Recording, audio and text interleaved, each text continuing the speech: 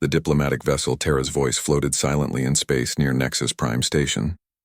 Ambassador Lisa Monroe stood at the large window in her quarters, watching the alien ships that surrounded them. Each vessel belonged to a different species, and most of them were much larger than any human ship she had ever seen. Lisa adjusted her blue diplomatic uniform and checked the time. In 2 hours, she would face the Galactic Council again. This time, they would deliver their final decision about humanity's place in the galaxy. She knew it would not be good news. Captain Jake Sullivan knocked on her door and entered. He was a tall man with gray hair and worried eyes. "Ambassador, the alien fleets are moving closer. My sensors show at least 50 warships out there now." Lisa nodded. "They want to make sure we understand how serious this is." Jake looked out the window at the massive Zephyrian crystal ships. Each one sparkled like a giant diamond in the starlight. Their smallest ship is twice the size of our biggest destroyer. And those Vorthan cloud vessels, I've never seen anything like them. "How are our escort ships holding up?" Lisa asked. "The crews are nervous, but they're ready. Captain Ryan Miller on the New Boston says his weapons are charged and his shields are up. Same with Captain Beth Rogers on the Liberty Star and Captain Tom Harris on the Frontier." Lisa smiled sadly. 3 destroyers against 50 alien warships. If they wanted to destroy us, we wouldn't last 5 minutes. "Maybe," Jake said, "but we'd give them a fight they'd remember." The door chimed again. Lieutenant Sophie Martinez entered with a datapad. "Ambassador, we're receiving the call to return to the council chambers." Lisa took a deep breath. "All right, let's go hear what they have to say." The council chambers on Nexus Prime were enormous. The ceiling stretched up so high that Lisa could barely see it. Representatives from 12 different species sat in a circle around the central speaking area. Each species had their own section designed for their particular needs. The Zephyrian sat on platforms of living crystal that hummed with energy. Their bodies looked like walking diamonds with arms and legs. Elder Thexmoran was their leader, and his crystal body was larger and brighter than the others. The Vorthan collective floated in special containers filled with gas. They looked like purple clouds with glowing eyes. Their speaker was called Unity Prime, and it spoke with the voice of 1,000 beings. Other species filled the remaining seats. The insect-like cricks clicked and buzzed in their section. The plant-based florins swayed gently like trees in a breeze. The metallic Nexari stood perfectly still like robots. Lisa walked to the center of the chamber. Her footsteps echoed in the vast space. She felt very small and very human, surrounded by so many alien beings. Elder Thexmoran's crystal body flashed with light as he spoke. "Ambassador Monroe, the Council has reached its decision regarding humanity's expansion into our galaxy." Lisa stood straight and kept her voice steady. "I'm ready to hear it, Elder. Humanity has been in space for less than 300 of your years. In that time, you have claimed over 200 star systems. You have built colonies on 400 worlds. You have expanded faster than any species in recorded galactic history." Unity Prime's gas cloud swirled as it added, "This rapid expansion concerns us greatly. Young species often lack the wisdom to use their power responsibly." A Crix representative clicked loudly. "Humans have taken worlds that were within our traditional hunting grounds. They show no respect for established territories." Lisa wanted to argue, but she knew it was better to listen first. She had expected this kind of criticism. Elder Thexmoran continued. "The Council has voted. Humanity must withdraw from 40% of their current colonies. You must also accept limits on your future expansion. No more than 5 new colonies per standard galactic year." The chamber fell silent. Lisa felt her heart racing, but she kept her face calm. "And if humanity refuses these terms, then you will be declared a threat to galactic peace," Elder Thexmoran said. His crystal body glowed brighter with each word. "The Council will take whatever action is necessary to protect our member species." Lisa looked around the chamber. Every alien eye was watching her. She could feel their judgment, their fear, and their certainty that humanity was just another young species that needed to be controlled. "I need to consult with my government," Lisa said. "How much time do I have?" 72 of your hours," Unity Prime replied. "No more." Lisa bowed slightly. "Thank you for your patience. I will return with Earth's response." As she walked back across the chamber, Lisa could hear the aliens talking among themselves in their various languages. Some sounded angry, others worried. None of them sounded friendly. Back on the Terra's voice, Lisa met with Captain Sullivan in the conference room. The three escort captains joined them by video link from their ships. Well, Jake asked. It's as bad as we expected, Lisa said. She explained the council's demands. Captain Miller shook his head on the screen. 40% of our colonies? That's millions of people they want us to abandon. And the expansion limits would trap us forever, Captain Rogers added.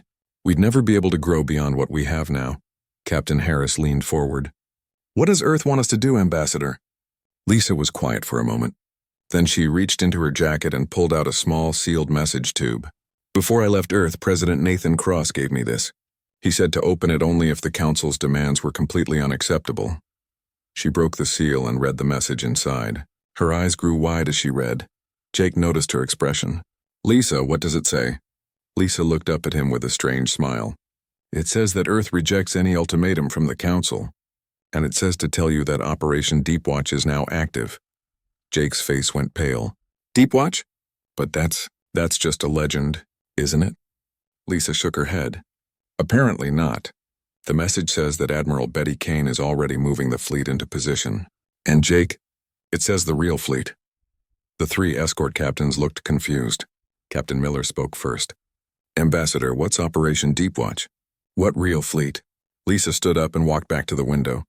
Outside, the alien ships continued their threatening patrol around Nexus Prime. She watched them for a long moment before answering. I don't know all the details yet, but I think the galaxy is about to learn something very important about humanity, something we've been keeping secret for a very long time. She turned back to face the others. Gentlemen, I believe our species is about to reveal just how old we really are. President Nathan Cross sat in the emergency meeting room deep beneath the White House. The room had no windows and thick metal walls that could block any kind of signal or weapon. Around the table sat the most important leaders of Earth's government and military. Admiral Betty Kane was the first to speak. She was a woman in her 60s with short gray hair and sharp blue eyes. Her uniform was covered with medals from 30 years of service in the Terran Space Force. Mr. President, Ambassador Monroe has confirmed what we expected. The Council wants us to give up 40% of our colonies and accept limits on our expansion. If we refuse, they'll declare war on us. Nathan rubbed his tired eyes. He had been president for 6 years, and this was the biggest crisis he had ever faced. How many ships can they bring against us? General Carl Porter, head of Earth's Defense Forces, answered from his seat across the table. Our intelligence says they have over 3,000 warships among all their member species. We have maybe 400 ships that could fight them. So we're outnumbered 8-1, Nathan said, and their ships are bigger and more advanced than ours. That's what they think, Admiral Kane said quietly. Nathan looked at her. Explain. Betty stood up and activated the room's holographic display. A three-dimensional image appeared showing Earth's solar system. Mr. President, it's time to discuss Operation Deepwatch. The other people in the room shifted uncomfortably.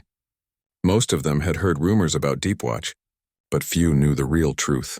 200 years ago, Betty continued, Captain Ryan Blackwood was leading a deep space exploration mission beyond Pluto. His ship detected unusual energy readings near the edge of our solar system. The hologram changed to show the outer reaches of space beyond the planets. Small dots appeared representing spacecraft. What Captain Blackwood found should have been impossible. A fleet of human warships, each one the size of a city, drifting in perfect formation in the Kuiper Belt. The ships were damaged but intact. They had been there for over 50,000 years. Secretary of Defense Linda Walsh leaned forward. 50,000 years? But humans didn't even have cities 50,000 years ago. That's what we thought, Betty said. The ships were clearly human in design, but they used technology far beyond anything we possessed. Some of the materials in their hulls don't even exist in nature. They had to be created using methods we still don't fully understand. Nathan stared at the hologram. How many ships did they find? The first survey counted over 2,000 vessels. Battleships, carriers, destroyers, support ships, and one massive command ship that was 10 times larger than anything else in the fleet. The room was silent for a moment. Then General Porter asked the obvious question. Where did they come from? We don't know, Betty admitted. But we've spent the last 2 centuries studying them.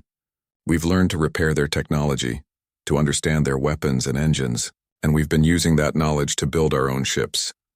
Nathan felt a chill run down his spine. Are you telling me that every human ship in space is using alien technology?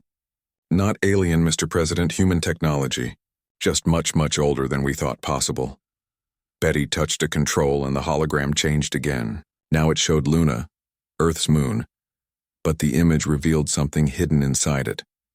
We've been working on this project in complete secrecy. Luna Base Omega was built inside the moon's core. That's where we took the fleet's command ship for restoration. The image showed an enormous cavern carved out of the moon's interior. Inside the cavern was a ship so large it barely fit. The vessel was sleek and beautiful, with curves that seemed to flow like water frozen in metal. The UCS Eternity, Betty said, flagship of the ancient fleet. We finished restoring her 3 years ago. Nathan couldn't believe what he was seeing. How big is it? 5 kilometers long, 2 kilometers wide. It carries enough firepower to destroy an entire planet, and it's just one ship out of thousands. Secretary Walsh shook her head. This is incredible. But why keep it secret? Why not tell the galaxy about this? Betty's expression grew serious. Because we needed time to understand what we had found.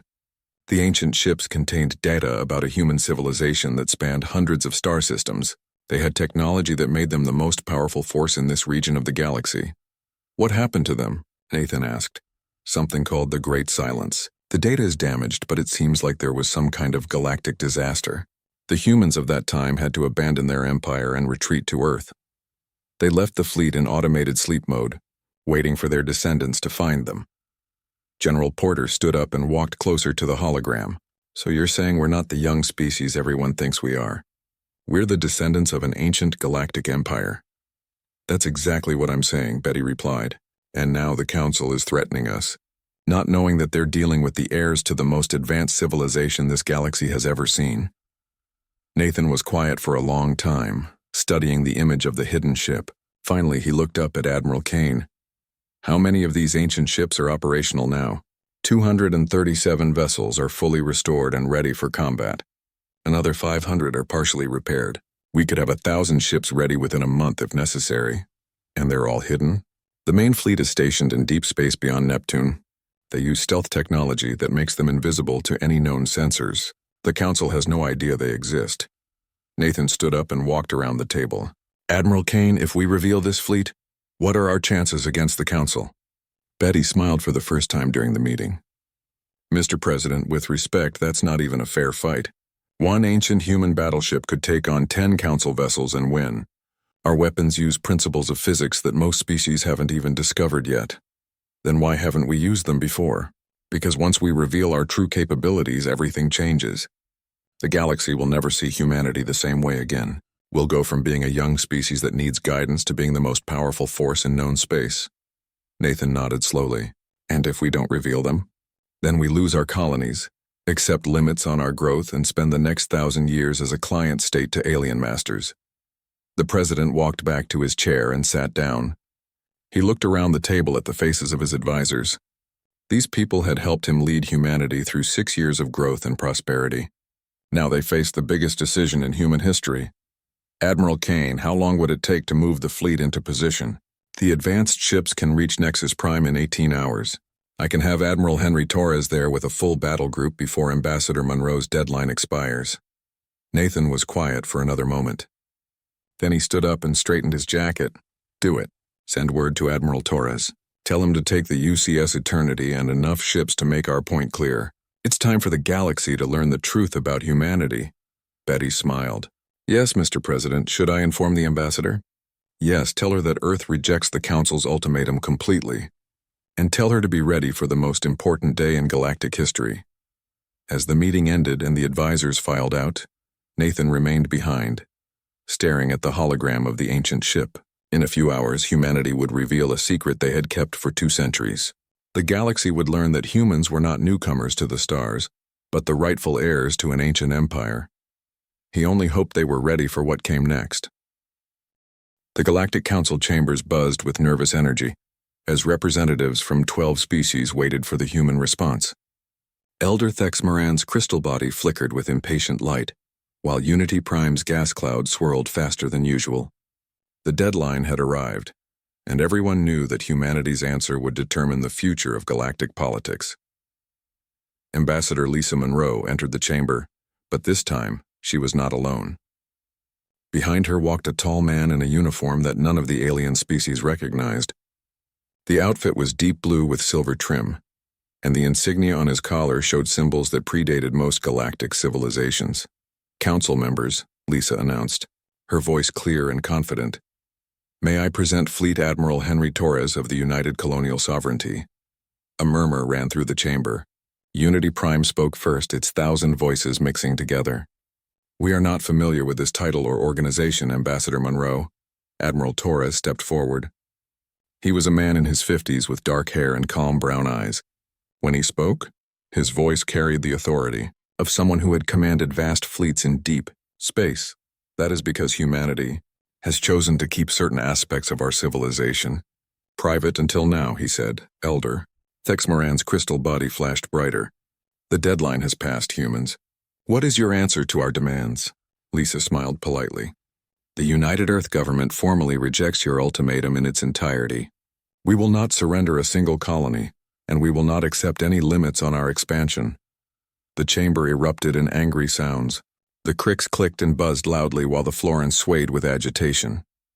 Several species began talking at once, their voices mixing into a chaos of alien languages. Elder Thexmoran raised his crystalline arms for silence. "Then you have chosen war, humans. You will face the combined might of 12 civilizations, each thousands of years older than your own." Admiral Torres reached into his jacket and pulled out a small device. "Before you make any final decisions, Elder Thexmoran, perhaps you should look at your long-range sensors." The Admiral activated the device, and holographic displays appeared throughout the chamber.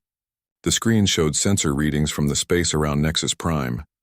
What they revealed made every alien representative fall silent. Massive ships were emerging from hyperspace jumps all around the station, but these were not the familiar human destroyers and cruisers that everyone knew. These vessels were enormous, each one larger than anything in the known. Galaxy Captain Alex Morgan sat on the bridge of the UCS Eternity as his ship dropped out of hyperspace directly above Nexus Prime. The ancient flagship was 5 kilometers of graceful metal and energy, its hull gleaming with technologies that turned starlight into rainbow patterns. "Admiral Torres, this is Captain Morgan." Alex spoke into his communication device. "The Eternity is in position. All systems are operational."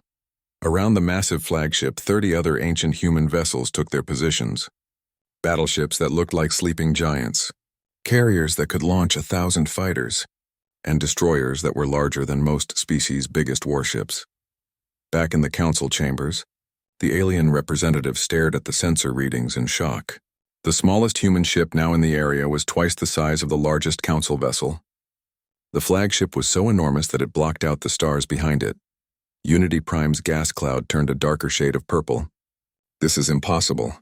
Our intelligence reports show that humanity has no ships of this size." "Your intelligence was incomplete," Admiral Torres replied calmly. "Humanity has been very careful about what we reveal to other species." Elder Thexmoran's crystal body flickered rapidly, a sign of extreme agitation. "Where did these ships come from? How long have you been hiding them?" Lisa stepped forward. "That's a very good question, Elder. The answer might surprise you." She activated her own device, and the holographic displays changed to show historical data. The images revealed star charts that were thousands of years old, showing human settlements across hundreds of systems. 50,000 years ago, Lisa began, an advanced human civilization controlled this entire region of the galaxy. They built cities on 1,000 worlds and commanded fleets that made today's navies look like fishing boats. The chamber was completely silent now. Every alien eye was focused on the impossible images floating in front of them. Dr. Peter Hamilton, a human scientist who had entered quietly during the presentation, stepped forward to continue the explanation. He was a thin man with gray hair and thick glasses who spent most of his time studying ancient ruins. "We call them the First Terran Empire," Peter said. "They were our ancestors, and they were the most advanced civilization this galaxy has ever seen.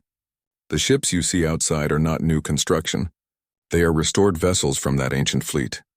A Crix representative clicked loudly in disbelief. "You expect us to believe that humans are 50,000 years old? Your species barely had fire when our civilization was building starships." Admiral Torres smiled. "That's what we wanted you to think. The truth is more complicated. The holographic display changed again, showing images of archaeological sites on various worlds throughout Council space. Peter pointed to specific structures and artifacts. Many of the ancient alien ruins that you claim as part of your heritage actually show clear signs of human construction techniques. The mathematical principles, the architectural styles, even the materials used all point to human origin. Unity Prime's gas cloud swirled violently. You're suggesting that humans built the sacred sites on our homeworlds? Not suggesting, Peter replied. Proving. We've spent 2 centuries analyzing data from the ancient fleet. The First Terran Empire didn't just expand across space. They helped younger species develop technology and civilization. They were teachers and guardians to races that were just beginning to reach for the stars. Elder Thexmoran's crystal body began to dim as the implications sank in. If this is true, then everything we believed about galactic history is wrong. Commander Rachel Stone, the fleet's intelligence officer, entered the chamber carrying a datapad. She was a young woman with red hair and sharp green eyes who specialized in uncovering secrets. Elder Thexmoran, our records show that your people first achieved spaceflight 12,000 years ago. At that time, there was a human research station in your home system.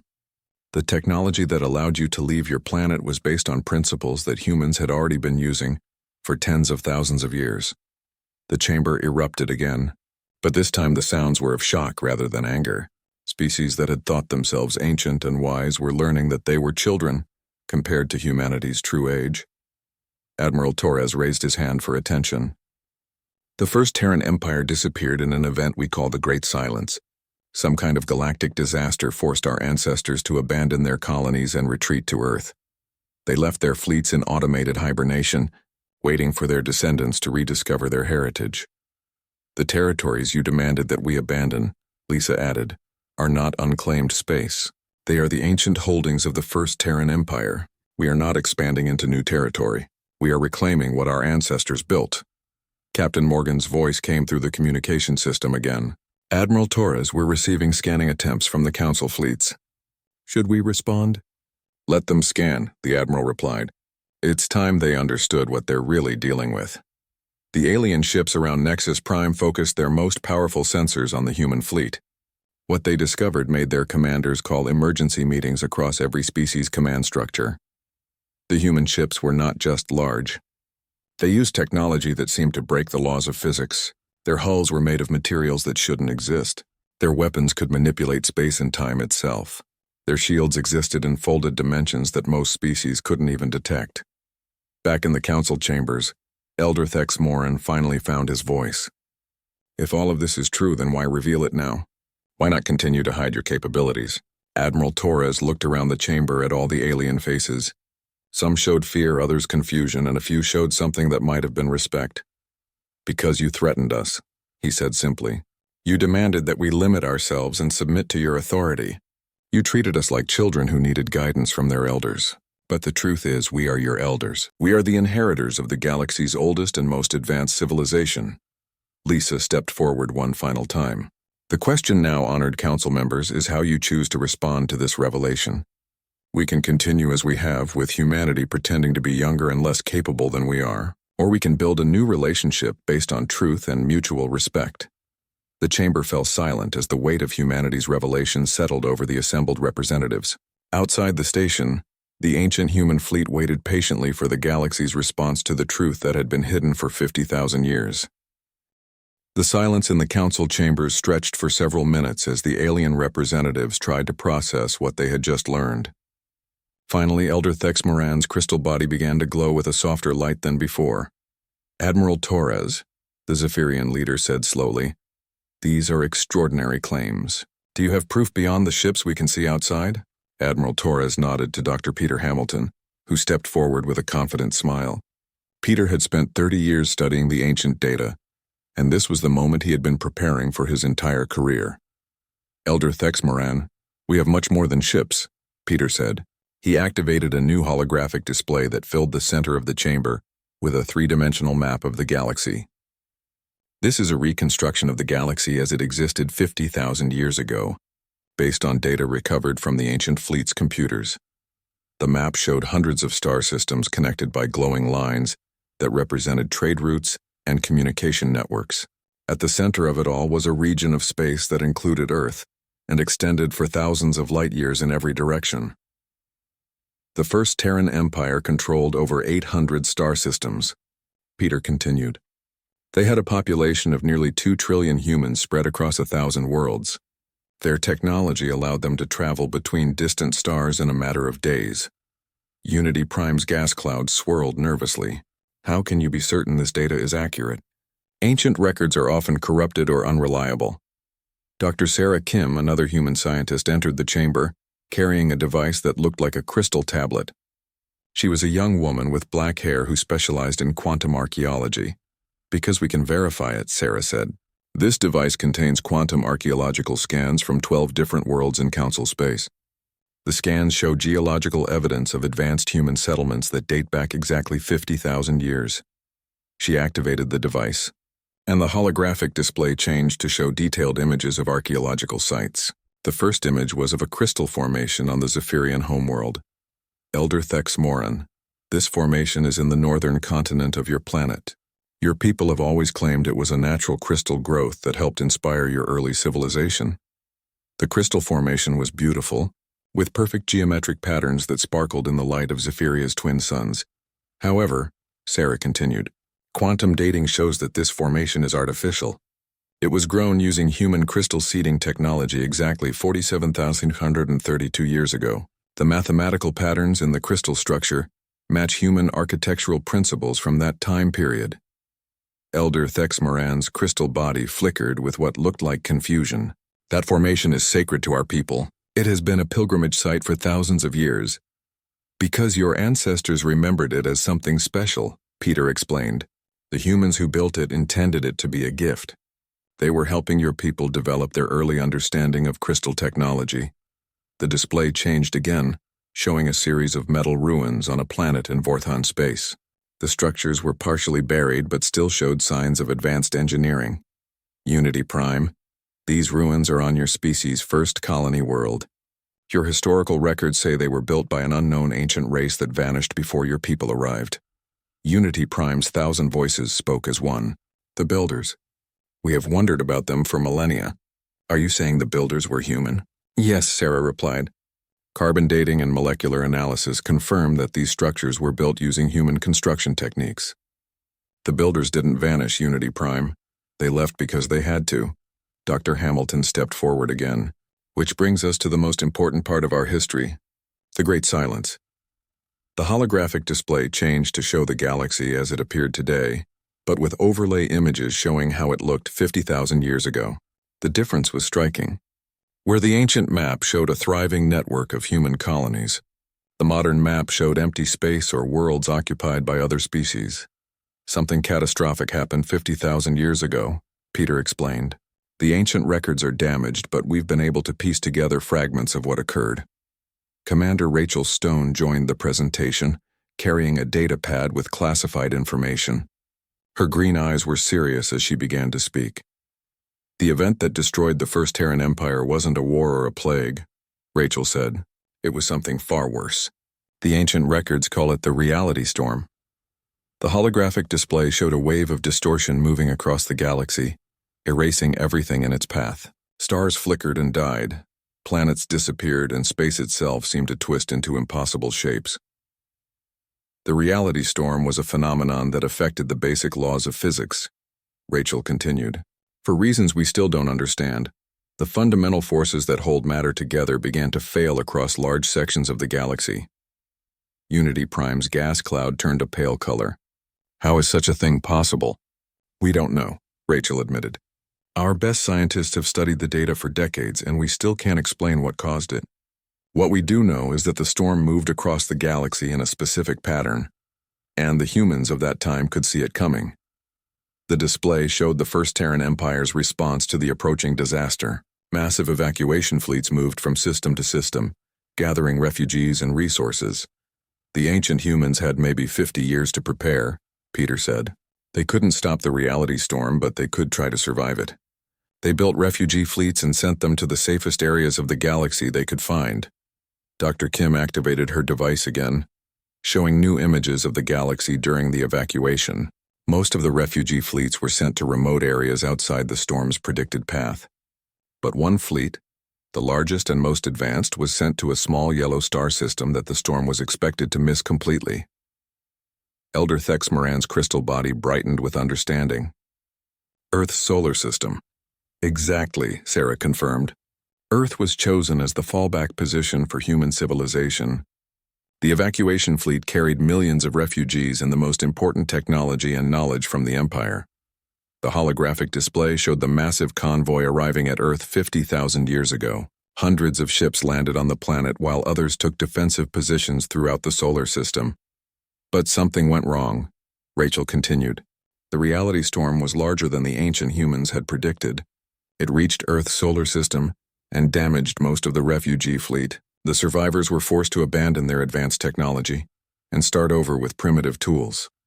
Commander Stone touched her datapad, and the display showed the aftermath of the disaster. The humans who survived on Earth lost most of their technological knowledge. They had to rebuild civilization from scratch, starting with stone tools and fire. It took them 50,000 years to rediscover space travel. Unity Prime's 1,000 voices whispered together before speaking. So the humans we know today are the descendants of refugees from the greatest civilization the galaxy has ever known. Yes, Admiral Torres said. And the fleet you see outside Nexus Prime represents the ships that survived the reality storm in automated hibernation. They waited 50,000 years for their creators' descendants to find them. Dr. Hamilton stepped forward one last time. But here's the most important part of our story. The reality storm didn't just destroy human civilization. It erased most traces of advanced technology throughout the galaxy. When the storm passed, the other species had to rebuild their civilizations too. The display showed the galaxy slowly recovering over thousands of years. New civilizations arose, including many of the species now represented in the Council. The Zephyrians, the Vorthans, the Krix, and the others all developed their current civilizations in the aftermath of the reality storm, Peter explained.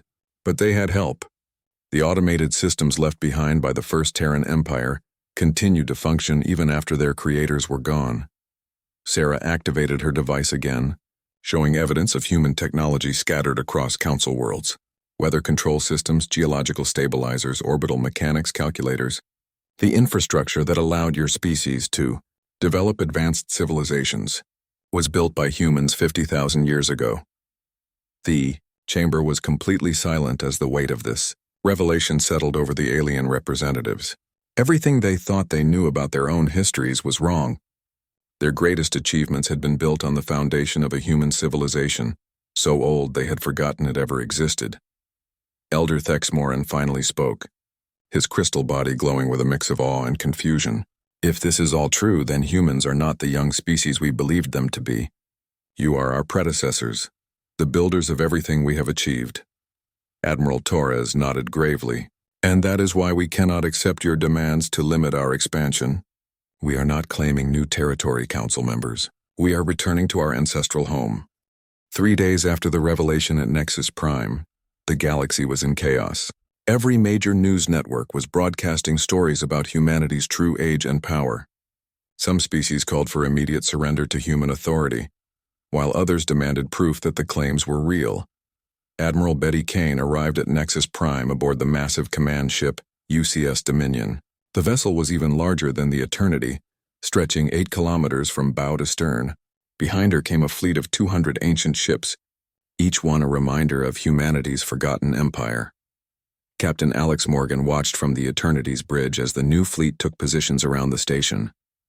His communications officer, Lieutenant Dave Wilson, looked nervous as he monitored alien transmissions. Captain, I'm picking up emergency broadcasts from at least 6 Council species, Dave reported. It sounds like some of their governments are falling apart. Alex nodded grimly. Learning that your entire civilization was built on someone else's foundation tends to shake people up. On the station, Ambassador Lisa Monroe was meeting with moderate council members who wanted to find a peaceful solution. Elder Thexmoran had requested a private discussion, and his crystal body was dimmer than usual. Ambassador Monroe, the Zephyrian leader, said quietly, "My people are struggling to understand what this means for our future. For 12,000 years we have believed ourselves to be the guardians of ancient wisdom. Now we learn that we are children playing with toys left behind by our elders. Lisa's expression was sympathetic. Elder Thexmoran, humanity doesn't want to diminish what your people have achieved. The Zephyrians have built a beautiful civilization. The fact that you had help from ancient human technology doesn't make your accomplishments less meaningful. But it changes everything, Thexmoran replied. How can the Council maintain authority over a species that predates us all? Before Lisa could answer, alarms began blaring throughout the station. Dave Wilson's voice came through the communication system from the Eternity. All ships, this is Lieutenant Wilson. We're detecting weapons charging on the Krix battle fleet. They're moving to attack positions. Admiral Torres's voice immediately responded from the Dominion. All human vessels maintain defensive positions. Do not fire unless fired upon. The Krix were an insect-like species known for their aggressive nature and military pride. Their fleet of 30 warships was among the most powerful in Council space. And their commander, War Leader Zentrix, had refused to accept humanity's claims. Captain Morgan activated the Eternity's tactical display. The Krix ships were indeed moving into attack formation, their weapon systems glowing with deadly energy. Captain, his weapons officer, Lieutenant Kate Brown reported, "The Krix flagship is targeting us directly. They're charging their plasma cannons." Alex looked at the display showing the approaching Krix vessels. Each one was heavily armed and carried thousands of warrior insects ready for battle. Against any normal opponent, they would be a terrifying force. Time to give them a demonstration, Alex said calmly. Lieutenant Brown charged the temporal displacement cannons, minimum power setting. Kate's fingers moved across her control panel. Temporal cannons charged and ready, Captain. Target locked on the Krix flagship. On the Krix flagship, War Leader Zentrix clicked his mandibles with satisfaction as his ship approached the enormous human vessel. The Eternity was large, but size meant nothing if your enemy was too young to know how to use their weapons properly. Fire all plasma cannons, Zentrix ordered in the clicking language of his people. Show these young mammals what real warriors can do. 30 streams of superheated plasma erupted from the Krix fleet, all aimed at the Eternity. The energy blasts were powerful enough to vaporize a small moon, and Zentrix was confident they would cripple the human flagship. The plasma beams struck the Eternity's shields and simply disappeared. They didn't bounce off or get absorbed. They ceased to exist as if they had never been fired at all. What? Zentrix clicked in confusion. Fire again. Full power! The Krix fleet unleashed everything they had. Plasma cannons, particle beams, quantum torpedoes, and gravity bombs all targeted the human ship. The combined firepower of 30 warships hit the Eternity at once. Nothing happened. The ancient human vessel continued floating peacefully in space, completely undamaged. Captain Morgan smiled as he watched the futile attack. Lieutenant Brown returned fire. One shot, low power. The Eternity's temporal displacement cannon fired once.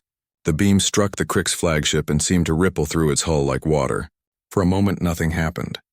Then the massive insect warship simply stopped. On the flagship's bridge, War Leader Zentrix found himself unable to move. His crew was frozen in place like statues. The ship's systems continued to function, but time itself had been slowed to a crawl inside the vessel. From Zentrix's perspective, the outside universe began moving at incredible speed. Stars wheeled overhead as minutes passed like hours. He watched helplessly as his other ships tried to help him, but they couldn't even approach the temporal field surrounding his vessel. After what felt like days to the trapped Krix, Captain Morgan gave the order to release them. Time returned to normal aboard the flagship, and Zentrix collapsed from the disorientation. This is Captain Morgan of the UCS Eternity. Alex's voice came through the Krix communication system. War Leader Zentrix, your ship has been trapped in a temporal displacement field for exactly 30 seconds. During that time, we could have destroyed your entire fleet without difficulty. Do you wish to continue this engagement? Zentrix looked at his tactical display and saw that every human ship now had weapons locked onto his vessels. The ancient fleet had weapons that could manipulate time itself. Against such power, conventional warfare was useless. No, he clicked weakly. We surrender. News of the brief battle spread throughout the galaxy within hours. The Krix had the most powerful conventional fleet in Council space, and humanity had defeated them without taking any damage. The demonstration of temporal weapons convinced even the most skeptical species that human claims were real. Over the following weeks, a new political structure began to emerge. Some species led by Elder Thexmoran, chose to work with humanity in building a reformed galactic government. Others, too proud to accept human authority, withdrew from Council space entirely. Ambassador Monroe worked with the cooperative species to draft a new charter for galactic civilization. The document established humanity as the senior partner in a confederation of equals, with other species maintaining autonomy over their internal affairs. Admiral Kane established the first joint defense fleet, combining human ancient technology with the best innovations from allied species. Captain Sullivan was promoted to admiral and given command of the new force. Engineer Sophie Martinez began sharing selected human technologies with trusted allies. Weather control systems improved agricultural output on dozens of worlds. Medical devices extended lifespans across multiple species. Transportation networks made trade faster and safer than ever before. The greatest construction project began 6 months after the revelation. New Terra Station was built in orbit around Earth, using both ancient human technology and contributions from allied species. The massive structure would serve as the galaxy's new capital and a symbol of cooperation between civilizations. Dr. Peter Hamilton established the Institute for Galactic History, where human and alien scientists worked together to uncover the truth about the past. They discovered evidence of other human refugees beyond Earth, suggesting that more fleets might be waiting in distant regions of space. 1 year after the Council's ultimatum, Admiral Torres stood on the observation deck of the completed New Terra Station. Through the transparent aluminum windows, he could see ships from dozens of species coming and going in peaceful commerce. Captain Morgan joined him at the window. "Admiral, we're receiving long-range sensor reports from the Deep Space Monitoring Network. The automated probes have detected artificial signals from the Andromeda Galaxy." Torres turned to look at his former captain. "Artificial signals?" "Yes, sir. The pattern matches ancient human communication protocols. It's faint, but our computers are confident it's real." Torres smiled as he looked out at the stars.